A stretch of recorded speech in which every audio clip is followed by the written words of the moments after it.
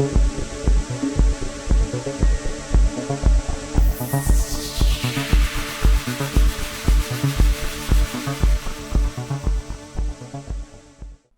علیکم دوستو، plan be کی جاسوس سیریز میں خوش آمدید۔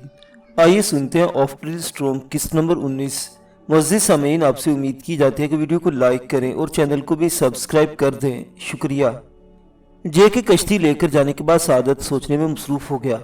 وہ بہت پریشان تھا۔ وہ بہت تیزی سے کوئی ایسی ترکیب سوچنے کی کوشش کر رہا تھا جو ان کا سفر ملتوی کرا سکے، لیکن گھبراہٹ میں اس سے ٹھیک سے سوچا بھی نہیں جا رہا تھا۔ اچانک اس کے ذہن میں روشنی کا جھماکا سا ہوا۔ اس نے سوچا بوٹ میں کوئی فنی خرابی پیدا کرنا کوئی بڑی بات نہیں، ایسی فنی خرابی جو اپنے اختیار میں ہو، مگر کیا؟ اس دوران ریڈیو پر موسم کی خبریں شروع ہو گئیں اور وہ ان کی طرف متوجہ ہو گیا۔ ساتھ ہی اس کا ذہن کچھ سوچ بھی رہا تھا۔ خبریں سننے کے بعد وہ اٹھا۔ اسے ایک آئیڈیا سوچ گیا تھا۔ جے کو بورڈ نظر آئی تو اس نے اطمینان کی سانس لی، لیکن نہ جانے کیوں وہ ابھی غیر مطمئن تھا۔ بورڈ پر پہنچ کر اس نے کاکپٹ کی طرف دیکھا، مگر سعادت اسے نظر نہیں آیا۔ اس نے سوچا نیچے سیلون میں گیا ہوگا۔ اسی لمحے سعادت اٹھ کر کھڑا ہوتا نظر آیا۔ اس کے ہاتھ میں اسکریو ڈرائیور تھا۔ یہ کو یقین ہو گیا کہ سعادت بوٹ میں کوئی گڑبڑ کر رہا ہے۔ اس کے بدترین اندیشی کی تصدیق ہو گئی تھی۔ اتنا سخت دن گزارنے کے بعد وہ ویسے ہی اعصاب زدہ ہو رہا تھا۔ اسے سعادت پر غصہ آیا اور بہت زور کا غصہ آیا۔ محض اپنی بزدلی کی وجہ سے وہ اس کی محنت سے بنائے ہوئے پروجیکٹ کو تباہ کر رہا تھا۔ اسی لمحے سعادت پھر جھکا۔ جے نے ریوالور نکال کر ہاتھ میں لیا اور کاکپٹ کی طرف لپکا۔ وہ کاکپٹ میں داخل ہوا۔ اسکریو ڈرائیور رکھ دو اور سیدھے کھڑے ہو جاؤ، اس نے سرد لہجے میں کہا۔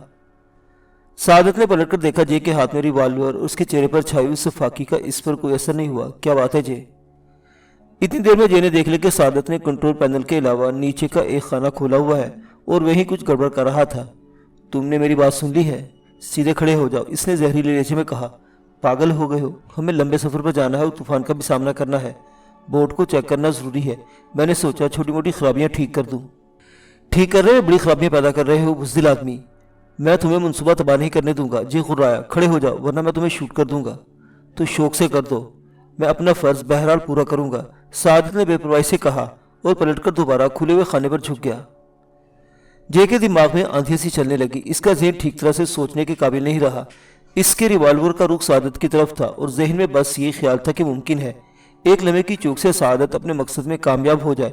وہ خود دو بوٹ اور اس کے انجن کے بارے میں کچھ نہیں جانتا تھا۔ وہ یقین سے نہیں کہہ سکتا تھا کہ اس نے بلا ارادہ ٹریگر دبایا یا وہ غیر ارادی حرکت تھی۔ بہرحال دو فائر ہوئے تھے اور سعادت چیخ مار کر ڈھیر ہو گیا تھا۔ اب جے ریوالور جھکائے پھٹی پھٹی آنکھوں سے اسے دیکھ رہا تھا۔ وہ سختی کسی کیفیت میں تھا۔ جے جے سعادت ٹوٹی پھوٹی آواز میں سے پکار رہا تھا۔ جے جیسے کسی ٹرانس سے نکلا۔ وہ بڑا اور سعادت کے پاس جا کر گھٹنوں کے بل بیٹھ گیا۔ اس نے سعادت کو سیدھا کیا۔ دونوں گولیاں پیٹھ میں گھسنے کے بعد سینے سے باہر نکلی تھی اور دل سے یقیناً بہت قریب تھیں۔ سعادت خون میں نہا گیا تھا۔ سوری یار سعادت، چھوڑو اسے، اب میں مر رہا ہوں۔ سعادت کی آواز بہت دھیمی تھی۔ تمہیں یہ بتانا ہے کہ طوفان نے رخ بدل لیا ہے۔ اب وہ پور بندر اور سورت کی طرف مڑ گیا ہے۔ اتنا کہتے کہتے وہ ہانپ گیا۔ جے کیلی کو کچھ نہ ہونے دینا۔ پھر زیر لب کچھ کہنے لگا۔ جے نے اس کے ہونٹوں سے کان لگا دیا۔ سعادت کلمہ پڑھ رہا تھا۔ صفدر اور سیمور ڈیوڈ کیلی کو درمیان میں لیے دراڑ سے گزار کر باہر لائے۔ کیلی قدم کہیں رکھ رہا تھا اور پڑھ کہیں رہے تھے۔ ایک تو وہ سوتے سے اٹھایا گیا تھا، دوسرے یہ کہ اسے باندھنے والی زنجیر کا دوسرا سرا اب اس کی کلائی سے منسلک تھا۔ سر پر دوبارہ بوری چڑھا دی گئی تھی۔ اب کیا مصیبت ہے؟ وہ منمنایا۔ بوری کی وجہ سے اس کی آواز اور گھٹ گئی تھی۔ صفدر نے اپنا ہیلمٹ اتار کر کشتی میں رکھ دیا۔ ہم تمہیں بوٹ میں سیر کرانے لے جا رہے ہیں، سیمور نے چھیڑنے والے انداز میں کہا۔ تم بس ہمارے اشاروں پر چلتے رہو، آپ پھر سے رہو گے۔ طوفان آنے والا ہے نا؟ کیلی نے کہا۔ اسے کھو کے اندر اور باہر کے موسم میں فرق کا اندازہ ہو گیا تھا۔ اس موسم میں تم کشتی لے کر نکلو گے؟ تمہیں اس سے کوئی مطلب نہیں ہونا چاہیے۔ تم صرف یہ سوچو کہ کتنے خوش قسمت ہو اس لیے کہ زندہ ہو، سیمور نے سخت لہجے میں کہا۔ صفدر اور سیمور نے مل کر کیلی کو ربڑ کی کشتی میں بٹھایا۔ پھر انہوں نے ضروری سامان رکھا۔ پھر کشتی کھینچنے لگے۔ وہ بوٹ سے کچھ دوری تھے کہ انہوں نے دو فائروں کی خوفناک آواز سنی۔ صدائے کشمیر کے کاکپٹ سے جے نے ربڑ کی کشتی کے ہولے کو بوٹ کی طرف آتے دیکھا اور انہیں ریسیو کرنے کے لیے چل دیا۔ یہ فائرنگ کی آواز کیسی تھی؟ سیمور نے اسے دیکھتے ہی پوچھا۔ اوپر تو آ جاؤ، خود دیکھ لینا، جے نے جھنجھلا کر کہا۔ پھر اس نے صفدر کا بڑھایا ہوا سامان لے کر اوپر رکھا اور ان لوگوں کو اوپر آنے میں مدد دینے لگا۔ اب بتاؤ نا کیا ہوا ہے؟ سیمور نے اوپر آتے ہی بے تابی سے پوچھا۔ آؤ میرے ساتھ، جے نے کہا۔ وہ سیمور کو کاکپٹ میں لے گیا۔ وہاں کا منظر دیکھ کر سیمور کی آنکھیں پھٹی کی پھٹی رہ گئیں۔ یہ سب کیا ہے؟ तुमने सादत को शूट कर दिया। वो गद्दारी कर रहा था, जे ने सरदेजे में कहा। वो जानता था कि ये एक और नाजुक मरहला है। इसे सादत को पूरी तरह मुजरिम साबित करना था और खुले हुए कंट्रोल पैनल और खाने की मौजूदगी में यह कोई दुश्वार काम नहीं था। वो बोट को नकारा बनाने की कोशिश कर रहा था। सीमोर कोइन ने खुले हुए पैनल का और फिर खुले हुए खाने का जायजा लिया। दोनों जगह स्क्रू खुले हुए थे। स्क्रू ड्राइवर नीचे ही पड़ा था। सीमोर ने सर उठाया और जे को सर निगाहों से घूरा। लेकिन तुम इस पर वैसे ही काबू पा सकते थे, शूट करने की क्या जरूरत थी? वो हाथ नहीं रोक रहा था और मैं नहीं जानता कि बोट को कितनी तेजी से नुकसान पहुंचा सकता है, बल्कि हो सकता है पहुंच चुका हो। सीमोर ने स्क्रू ड्राइवर उठाया और खाने के खुले स्क्रू कसे। फिर वो पैनल की तरफ मुतवज्जो हुआ। इसके स्क्रू कसने के बाद इसने पैनल बंद कर दिया। फिर इसने इंजन स्टार्ट किया। वो फौरन स्टार्ट हो गया। सीमोर इत्मीनान की सांस ली, उठकर खड़ा हुआ। अब इसका क्या किया जाए? इसने लाश की तरफ इशारा किया। गोया इसने हकीकत को कबूल कर लिया है, जे ने सोचा। फिर बोला, समंदर में फेंकना होगा, लेकिन यहाँ नहीं, आगे जाकर फेंकेंगे, सीमोर ने कहा। वो बेहद पुरस्कून दिखाई दे रहा था। अब मेरा तुम्हारा हिसाब बराबर हो गया। एक कत्ल मैंने किया और एक तुमने। मैंने तो प्रोजेक्ट को बचाने के लिए शूट किया था, जे ने मुदाफियाना लहजे में कहा। और मैं इस बॉडीगार्ड को शूट ना करता तो खुद कहाँ होता और तुम्हारा प्रोजेक्ट कहाँ होता? हाँ, खैर छोड़ो इस बात को, तुम बोट चलाओ। मैं सफदर के साथ केली को नीचे पहुँचा कर आता हूँ। जे बाहर निकला। सफदर डेविड केली के साथ अरशे पर खड़ा था। उन्होंने केली को सैलून में पहुँचाया। अब इसके सर पर बोरी थी। जंजीर का दूसरा सिरा उन्होंने लोहे के बेड के पाए से बांध दिया। फिर वो ऊपर आ गए। जे ने देखा सफदर का चेहरा फक हो रहा था। क्या हुआ, मुझे भी बताओ, इसने कमज़ोर लहजे में पूछा। जे ने इसे सादत के मुतल्लिक बताया, फिर वजाहत की। मैं मजबूर था। सफदर ने मुंह फेर लिया। फिर अचानक इसने क्या कर दी। क्या बात है, तुम ठीक तो हो? जे ने पूछा। तबीयत कुछ ख़राब है, बहुत देर से जी मतला रहा था, सफदर ने कमज़ोर आवाज़ में कहा। जे ने इसका हाथ थाम लिया। अरे तुम्हें तो बुखार है, तुम नीचे जाकर आराम कर लो कुछ देर। सफदर बगैर एक लफ्ज़ कहे नीचे चला गया। जे का अंदाज़ा था कि इसे सादत की मौत का बेहद दुख हुआ है। जे काकपट में चला गया। सीमोर वहाँ सादत के छोड़े हुए चार्ट्स का जायजा ले रहा था।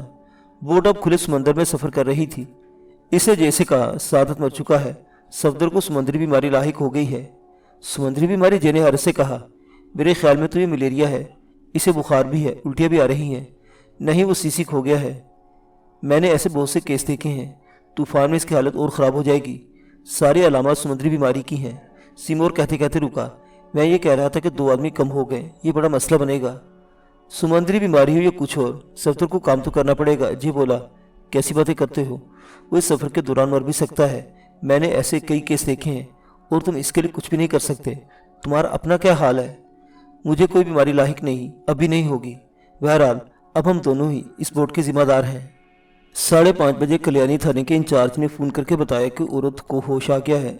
इसके बारे में जो मालूमात हासिल हुई थी, इनके मुताबिक वो एंग्लो इंडियन थी, नाम रीटा था, गैर शादीशुदा थी और अकेली रहती थी। जगन्नाथ फौरी तौर पर अस्पताल पहुंचा। डॉक्टर इस पर वाज़ह कर दिया था कि मरीज़ा की हालत अच्छी नहीं, इसे ज़्यादा परेशान न किया जाए, इसकी याददाश्त ज़ायल भी हो सकती है। जगन्नाथ वार्ड में चला गया। मरीज़ा बिस्तर पर लेटी थी। इसकी आंखें किसी गैर मामूली नुक्ते पर जमी थीं। ये कहना दुश्वार था कि इसने क्या देखा है या नहीं। इसके अंदाज से तो हरगिज़ ज़ाहिर नहीं होता था कि उसकी मौजूदगी से वाकिफ़ है। मिस रीटा, जगन ने उसे पुकारा। रीटा की निगाहें बदस्तूर खला में घूरती रही। मिस रीटा, मैं एक पुलिस अफसर हूँ, मेरा नाम जगन्नाथ है, आप मेरे चंद सवालों के जवाब देंगे? रीटा ने पलकें झपकाई, मगर इसने जगन की तरफ नहीं देखा। मैंने कहा ना, अभी इसे पूछने का कुछ फ़ायदा नहीं, डॉक्टर ने एहतजाज किया। ये तो आपकी बात भी समझ नहीं रही। किसी मुस्तकिल नुकसान का खदशा तो नहीं? जगन ने डॉक्टर से पूछा। मेरा अंदाज़ा है कि 24 घंटे में ये नॉर्मल हो जाएगी। आप कल सुबह इनसे पूछ कर सकते हैं। आपको अंदाज़ा नहीं कि कितनी अहम गवाह है, और कल सुबह तक तो बहुत देर हो जाएगी। प्लीज़ आप मुझे सिर्फ 2 मिनट की मोहलत दे दें, मुमकिन है ये कुछ बता सके। डॉक्टर ने कंधे झटक दिए। जगन 2 मिनट तक कोशिश करता रहा, मगर रीटा की नज़रें जहाँ जमी रहीं। बिलाखिर वो वार्ड से निकल आया। वो खुद को बेबस महसूस कर रहा था। अब वो चट्टानों के दरमियान बेहद तंग रास्ते से गुजर रहे थे। वहाँ जे पर सीमोर की एक और खूबी खुली। वो बोट को बड़ी खूबसूरती से स्टीयर कर रहा था। रास्ता तंग भी था और सीधा भी नहीं था। एक मोड़ पर सीमोर को बचाते बचाते भी बोट एक चट्टान से टकरा गई। सीमोर ने जैसे कहा, तुम व्हील संभालो, मैं जाकर चेक करता हूँ कि बोट को कोई नुकसान तो नहीं पहुँचा। बोट को 70 दर्जे पर रखना, ये हमारे असल रास्ते से करीबतर है, बाद में हम और दुरुस्त कर लेंगे। तुम बातें ऐसे कर रहे हो जैसे इन मामलात के मुतालिक खुद को जानते हो। तुम भूल रहे हो कि मैं अमेरिकी नेवी में था। ये तमाम बातें तो मैंने तरबियत के दौरान ही सीख ली थी। मैंने 6 माह बारूदी सुरंगें साफ करने वाले जहाज़ पर गुजारे हैं। तुम्हें नहीं मालूम कि वो तजर्बा कोई मामूली तजर्बा नहीं था। जे ने व्हील संभाल लिया। सीमोर काकपट से चला गया। बोट अब पहले से ज्यादा उछल रही थी। हवा बहुत तेज थी। फिर अचानक ही बारिश शुरू हो गई। वेदर स्क्रीन के पार देखना मुश्किल हो गया। बोट के साथ साथ कंपास भी बुरी तरह हिल रहा था। तहम जे सुई को 70 पर रखने की कोशिश करता रहा। वो दिल दिल में सीमोर का शुक्रगुजार था। सीमोर का तजर्बा, इसका हौसला, इसकी कुव्वत काम आ रही थी। वो ना होता तब तक मंसूबे का न जाना क्या हशर हो चुका होता। लेकिन इसे रह रह कर याद आता था कि जो कुछ भी हुआ है वो सीमोर ही की वजह से हुआ है। इसकी वजह से अब पुलिस इसका नाम भी जान गई थी, वरना किसी को कुछ मालूम ना हो पाता कि डेविड कैली को अगवा करने वाले कौन थे। वो जानता था कि सीमोर मिजाज का बहुत तेज है। इसने जेब में हाथ डालकर रिवॉल्वर के दस्ते को छुआ। रिवॉल्वर की मौजूदगी का एहसास बहुत खुशकुन था। सदाई कश्मीर का सामने वाला हिस्सा एक मुहिब मौज के सीने पर उभरा और इतनी तेजी से नीचे की तरफ आया कि देखकर लगता था कि बोट समंदर की तह में उतरने से पहले नहीं रुकेगी। फिर पूरी बोट लर्ज कर रह गई। इसी लम्हे एक और मौज ने फिर बोट के अगले हिस्से को अपने दोष पर उठा लिया। पानी का एक जबरदस्त बौछार वेदर स्क्रीन से टकराई, फिर पानी के छपाके के साथ अर्शे पर गिरा। जे अभी व्हील संभाले हुए था। अब इसने वेदर स्क्रीन के पार देखने की कोशिश तर्क कर दी थी। पानी और झागों की वजह से मुमकिन भी नहीं रहा था इसे खुद को संभालना और बोट को इन मौजों के ऊपर से गुजारते देखना, जो काकपट की छत की तरह सतह से बुलंद थी, कुछ कम नहीं था। अब रास्ते की इतनी अहमियत नहीं रही थी क्योंकि बका का मसला दरपेश था। फिर भी वो कंपास पर नजरें रखे हुए था। सीमोर ने कह दिया था कि 10 डिग्री इधर या उधर से ज़्यादा फर्क न पड़ने दिया जाए। सबसे अहम काम यह था कि किसी विपरीत मौज को साइड पर न लिया जाए, ऐसे में बोट तिनके की तरह उखड़ सकती है। सीमोर को इन काकपट से गए बहुत देर हो चुकी थी। वो आधा घंटा नीचे सैलून में रहा। फिर वो बोट की चेन वाली कोठरी में गया। इसने बोट के बाहर की सतह को चेक किया।